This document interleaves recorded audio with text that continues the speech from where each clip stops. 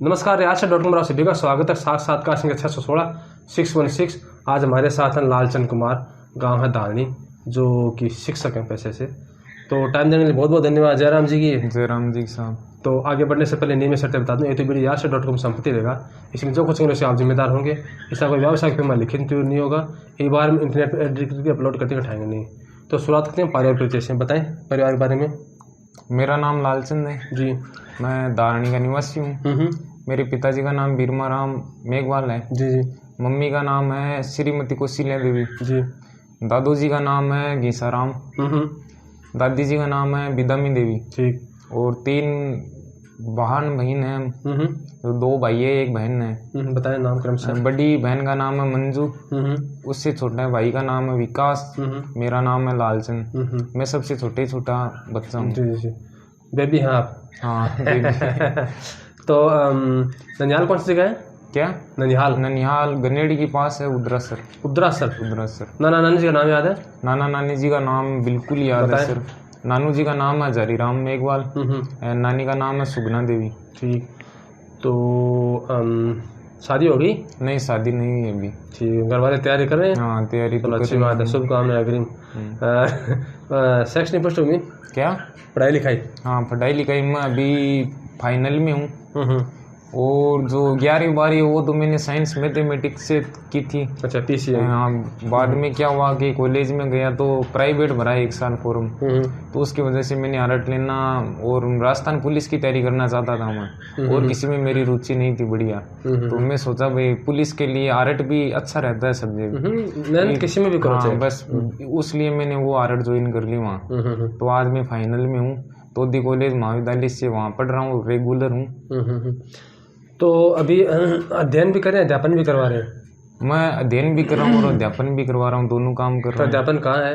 अध्यापन में यहाँ पहले तो मतलब गेल के सत्र से पढ़ाई करवा रहा हूँ मैं बच्चों को, और अच्छा मैं प्रेम देता हूँ बच्चों को और बढ़िया रुचि है मेरी पढ़ाई में। कौन सा विषय का अध्यापन करवाते हैं? सर मैं पहले 2 विज्ञान पढ़ाता था, उसके बाद पहले 8वीं तक पढ़ाता था। अभी ये जो नया सेक्शन चालू हुआ उसमें मैं 10वीं तक पढ़ाता हूँ, सामाजिक SST। चलो अच्छी हाँ बात है। उसमें बहुत बढ़िया रुचि है, बच्चे भी एकदम यहाँ राजी हो के बोलते हैं सर वास्तव में। तो आपका भी परिमार्जन होता रहता है? किसमें?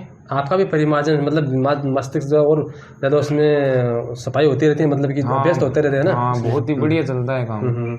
तो ये बताएं कि विद्यालय का माहौल कैसा है, मतलब कि बच्चों का स्तर क्या है? विद्यालय का माहौल ये है कि एक छोटा सा विद्यालय है वहाँ जाजोद में।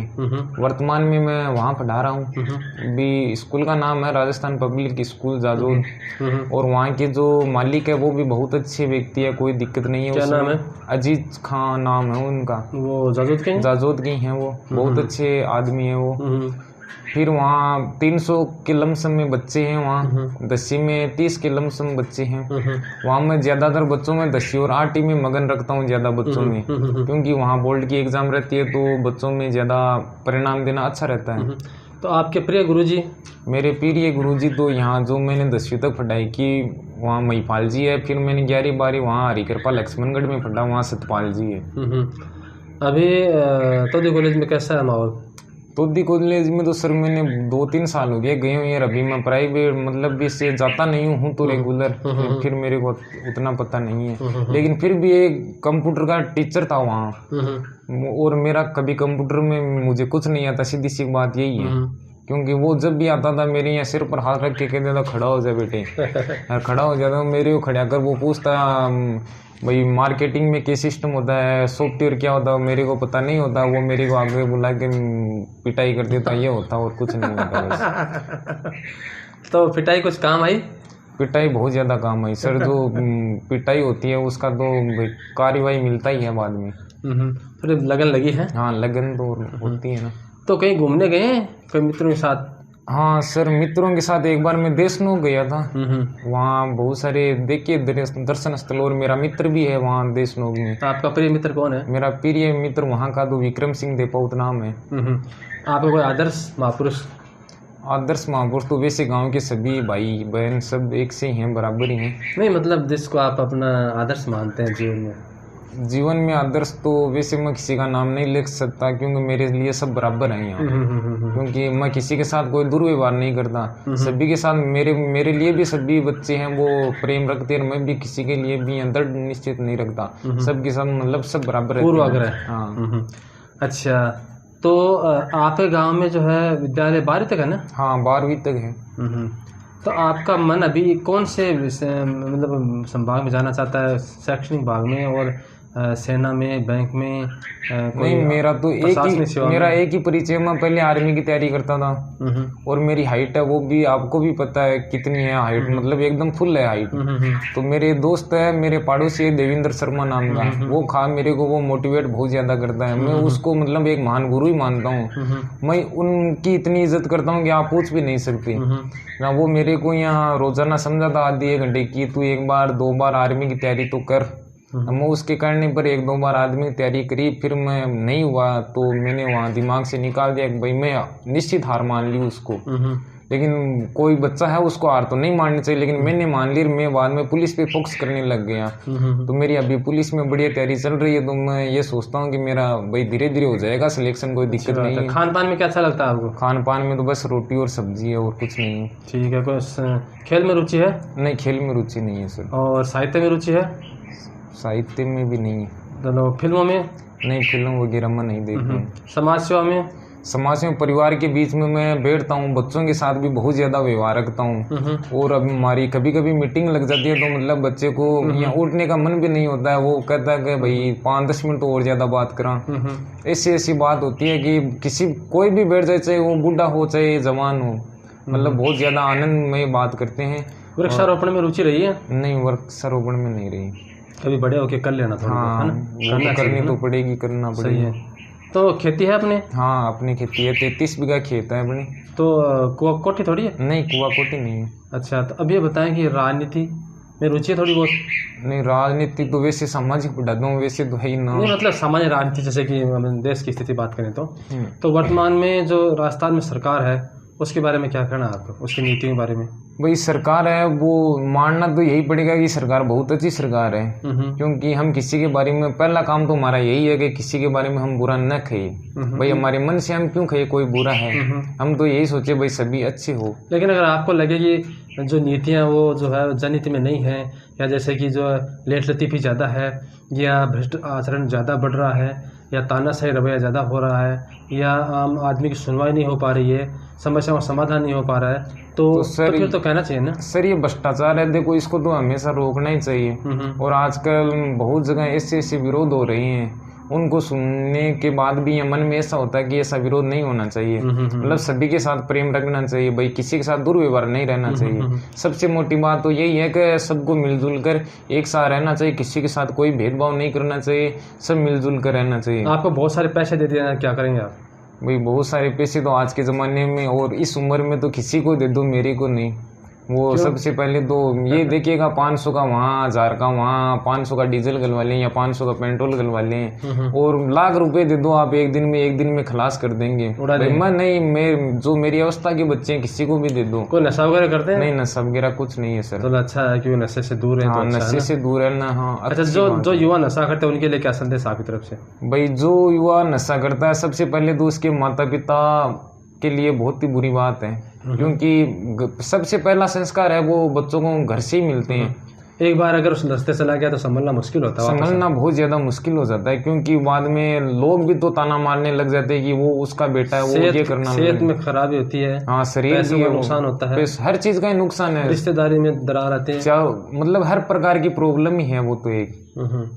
तो ये बताएं कि एक अपनी केंद्रीय राजनीति है, जैसे मोदी सरकार है ना, बीजेपी सरकार, तो कैसे कार्य कर रही है? ठीक कर रही हैं, जनहित में कार्य कर रही हैं, और अर्थव्यवस्था उनकी वजह से आगे जा रही है कि नीचे जा रही है? हाँ, बस आगे बढ़ रही है। वैसे कोरोना में तो देखो आपको पता है कि कोरोना तो भाई बहुत सारे लोगों को नुकसान पहुंचा है। वो ऐसा नहीं है कि किसी के नहीं नुकसान नहीं पहुंचा है, मतलब बहुत जने इनको है जिसके बाद और उसके लिए सेवा भी कर रही है। जो लोग नहीं मानते उसके लिए तो देखो कोई उपाय नहीं है, और लेकिन लगभग लोगों के लिए फायदा भी बहुत हुआ है।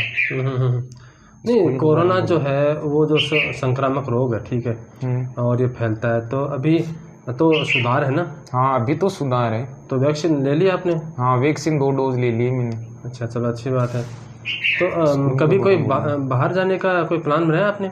नहीं सर, बाहर जाने के लिए मेरे पिताजी है वो हैदराबाद में गाड़ी चलाते हैं, बड़ा भाई है वो गुजरात में काम करता है, और मेरी माता है वो लगभग बार बीमारी रहती है, इसलिए मेरे को घर रहना बहुत ज़रूरी है। चलिए, आप शिक्षा से जुड़े हैं, शिक्षण व्यवस्था से, तो आपसे पूछता हूँ कि अच्छे शिक्षक में क्या क्या गुण होने चाहिए? अच्छे शिक्षक में ये गुण होना चाहिए कि सबसे पहले तो जैसे कोई क्लास ले लो, उस क्लास में अगर एक कमज़ोर से कमज़ोर बच्चा भी बैठा रहे तो हमारी अनुमति यही रहती है कि उसको भी हम मतलब सभी के बराबर, सभी के साथ मतलब पढ़ाई के साथ उसकी जागरूकता है वो एक सही रहती है। हाँ। वहाँ ये नहीं रहता कि उसके कोई डाउट रह गया। भाई जो कमज़ोर बच्चा रहता है उसको मतलब कोई पूछने में हिचकिचाहट हो जाती है कि भाई हम पूछेंगे तो बच्चे क्या सोचेंगे। तो सबसे पहले है कि सब उससे वो दूर होना चाहिए। टीचर को भी ऐसा विरोध नहीं करना चाहिए क्योंकि वो बच्चा पूछ न सके, इसलिए टीचर के प्रति प्रेम रखना चाहिए वो, ताकि बच्चे कमजोर बच्चे वो पूछ ले तो उसका भविष्य वो आगे के लिए तैयार, हाँ उसका भविष्य वो आगे के लिए तैयार हो जाए। तो बच्चों में कई बार क्या होता है कि शैक्षणिक गतिविधियों के अलावा अन्य गतिविधियां जैसे खेल कूद है, ठीक है, अंताक्षरी की है, भाषण की है, निबंध की है ना, और कोई मस्तिष्क संबंधित जो है मानसिक विकास संबंधी है, ठीक है, सामूहिक कार्य करने की भावना है, टीम भावना है, ठीक है। तो ऐसा भी कार्य होता है स्कूलों में, और कई कई जगह देखने मिलता है खाली शिक्षण पे ज़्यादा जोर देते हैं। अच्छा। तो आपके विद्यालय में ऐसी कुछ गतिविधियाँ होती हैं? नहीं, हमारा वैसे तो एक छोटा सा विद्यालय है, वहाँ ज़्यादा भाई उतनी जगह नहीं है। देखो हमसे फालतू पढ़ाई तो होती नहीं है क्योंकि हम नॉर्मल स्कूल में पढ़ाते हैं, और बच्चों में अच्छा संस्कार डालना एक गुरु का एक कर्तव्य होता है। और वहाँ देखो पढ़ाई के मगन मैंने वहाँ जाते हुए 2 महीने हो गए। भाई पढ़ाई के मामले में मैं बहुत अच्छा स्कूल मानता हूँ, क्योंकि जहाँ खेल कूद होता है वहाँ खेल कूद भी होना चाहिए, लेकिन वो सिर्फ और सिर्फ पढ़ाई की जागरूकता ही पैदा रखते हैं और कोई मतलब अलग बात नहीं करते हैं। अच्छा, युवा जो है वो समाज की समझिए कि एक रीढ़ की हड्डी के बराबर है ना, क्योंकि युवा मजबूत होगा तो देश मजबूत होगा, समाज मजबूत होगा ना, अपने संसाधनों का सदुपयोग होगा और देश तरक्की के रास्ते पर पथ पर अग्रसर होगा। लेकिन आपको लगता है कि कई बार हम देखते हैं जैसे कुछ हड़ताल हो गई, ठीक है, आंदोलन हो गया, वो शांतिपूर्ण होना चाहिए लेकिन वहाँ तोड़ फोड़ होती है, ठीक है, और जैसे कुछ कहेंगे आतंक जैसे समानार्थक गतिविधियाँ होती हैं, मतलब कि लोगों को आतंकित करना ना, और जैसे कि नशे की तरफ मुड़ जाना है, चोरी चपारी तो मुड़ जाना है, जैसे चैन खींचते हैं ना लोग, तो गली में बदमाशी करते हैं, ठीक है, मारा पीटी करते हैं, गैंग बना लेते हैं। तो आपको नहीं लगता कि इसमें थोड़ा सा योगदान बाधित होनी चाहिए, ये चीज़ बाधित होनी चाहिए, मतलब कम होनी चाहिए, न्यूनता आनी चाहिए चीज़ों में? भाई ये तो यही बात है, जो बच्चे हैं घोर विरोध कर रही हैं औरतों के सगे या बहनों के सगे, तो उसके साथ तो देखो जमकर विरोध करना ही चाहिए सरकार ने, क्योंकि वो आज तो हमारे या आपके कुछ भी करता है वो कहीं अलग भी व्यवहार करने लग जाता है। जैसा मैं अभी वीडियो में तो नाम नहीं लेता, नाम नहीं लेना किसी का, हाँ, लेकिन मैंने बहुत सारी घटना बहुत घटती हुई देखी है, लेकिन उसका विरोध है वो सरकार को एकदम कड़ी नियमों के साथ करना चाहिए और उसको अच्छा, राजस्थान का जो है वो अपराध में जो है अभी दिनों दिन जो है वो थोड़ा सा उत्थान हो रहा है, मतलब कि नाम ज़्यादा आ रहा है। पहले कुछ बड़े राज्य थे ना जिनकी आबादी ज़्यादा थी, उनका नाम आता था, या कुछ जो एरिया है जो कि आबादी रही थे वहाँ थोड़ी ऐसी घटनाएं होती थी। लेकिन अभी जो है राजस्थान एक वैसे शांत प्राय प्रदेश रहा है हमेशा, लेकिन कुछ विगत वर्षों में जो है इसमें अप्रत्याशित रूप से बढ़ोतरी देखने को मिली है। तो आप पता है क्या क्या कारण है इसके पीछे? नहीं, इसका नहीं पता। प्रशासनिक विफलता है कि हमारे संस्कारों में कमी है कि हाँ, वो तो है ही, हमारे संस्कारों में कमी है क्योंकि हम आवाज नहीं उठा पाते, आधुनिकीकरण की होड़ है। भाई कोई गरीब आदमी है वैसे, वो एक तो देखो डरते हुए आवाज नहीं उठा पाता कि हमारी कोई काम है वो नहीं हो रहा है। भाई डर ही होता है, ये तो सबको पता होता है, मतलब डर की वजह से नहीं हो पाता सब। आप ये बताएं कि जैसे कि पहले हमारे यहाँ भेदभाव होता था, जातिगत भेदभाव, बिल्कुल होता था, अब तो नहीं होता। नहीं, अभी आपने कभी महसूस किया ऐसा कुछ? नहीं, बिल्कुल भी महसूस नहीं। हमारे साथ तो सभी एक साथ व्यवहार करते हैं। मैंने तो मतलब मेरी उम्र 19-20 के लमसम है, पूरा तो नहीं पता है, लेकिन अभी तक मैंने 20 साल की उम्र में मेरे साथ कोई घोर विरोध नहीं किया। अच्छा, एक चीज़ बताएं कि मैं आपसे पूछना चाहूँगा, सोच समझ के बोलने बाद में नहीं काटूंगा, ठीक है? ये बताएं कि आरक्षण के बारे में आप क्या कहना है?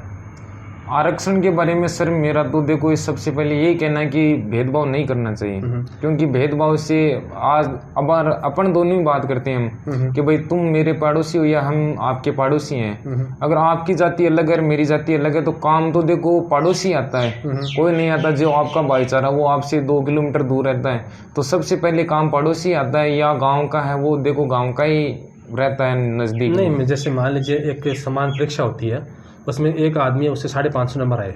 अच्छा। लेकिन चूँकि उस श्रेणी से है कि जहाँ 575 70 ही 60 वालों को लेते हैं। एक है आरक्षित श्रेणी, उसमें जैसे मान लीजिए -35 आ गए, लेकिन वहाँ पद नहीं है, मतलब पद है लेकिन वो अभ्यर्थी नहीं है, तो -35 वाले को भी ले लेते हैं। ठीक है, तो मेरा कहने का मतलब ये है कि अगर 550 वाला रहता है, -35 वाला चला जाता है, तो वो उस व्यवस्था में क्या योगदान दे पाएगा, किस तरीके से वो जो हमारे देश को सुदृढ़ता दे पाएगा, किस तरीके से जो आधार हमारा स्तंभ मजबूत कर पाएगा। जबकि होना ये चाहिए थे कि योग्यता के आधार पर जो निर्धारण होना चाहिए, यहाँ जाति के आधार पर रहा है। तो आपको नहीं लगता है कि कहीं ना कहीं गलत है? हाँ, वो तो देखो सब कुछ सरकार के हाथ में। जो 80 के बच्चे उसको कम मार्क्स लेने पड़ते हैं और जो जनरल होते हैं उसको ज़्यादा मार्क्स। तो अगर वो कम मार्क्स कम अंकों वाला अगर चला जाता है, मान लीजिए कम अंकों वाला एसपी बन जाता है, ज़्यादा अंकों वाला बाद में बेरोजगार के चोर बन जाता है, तो वो आता है? नहीं, वो तो नहीं आता है, क्योंकि उस ज्ञान तो देखो ज्ञान ही होता है भाई। एक नहीं तो, नहीं सही बात है, इसमें सुधार होना चाहिए ना भाई। जो बोली से कमाता है देखो उसका तो वो कहीं से पैसे की कमी नहीं होती है भाई। पैसा आदमी किसी भी प्रकार से कमा लेता है। अब जैसे मेरे 5 नंबर है और आपके 10 नंबर है भाई, मेरा सिलेक्शन हो गया तो आपसे जो मेरे से ज्ञानी तो आप ही हो भाई, मेरे से ज्ञान तो आप में ही ज्यादा है। ये थोड़ी है कि मेरे 5 नंबर है और आपके 50 नंबर है और ज्ञान ज्यादा मेरे में नहीं, ये तो कभी नहीं हो सकता। तो फिर ये इसमें पुनर्विचार होना चाहिए ना। हाँ, पुनर्विचार होना ठीक है, ये बात है। अच्छा, तो समय दिया इसके लिए बहुत बहुत धन्यवाद। आशा करता हूँ कि जो पथ आपने चुना उस पर आप जो है मजबूती से खड़े रहेंगे और दिनों दिन प्रगति करेंगे। और अध्ययन में अगर आप अपना भविष्य बनाते हैं तो अच्छे जो विद्यार्थी तैयार करेंगे, ठीक है, और अपने विद्यार्थियों को अपने ज्ञान से लाभान्वित करेंगे, संतुष्ट करेंगे। और आशा करते हैं कि जब आप थोड़ा और मजबूत हो जाएंगे, मानसिक रूप से समृद्ध हो जाएंगे, तब आपका साक्षात्कार फिर ले लें। क्यों? ठीक है, तब तक के लिए धन्यवाद। जय राम जी की। जय राम जी।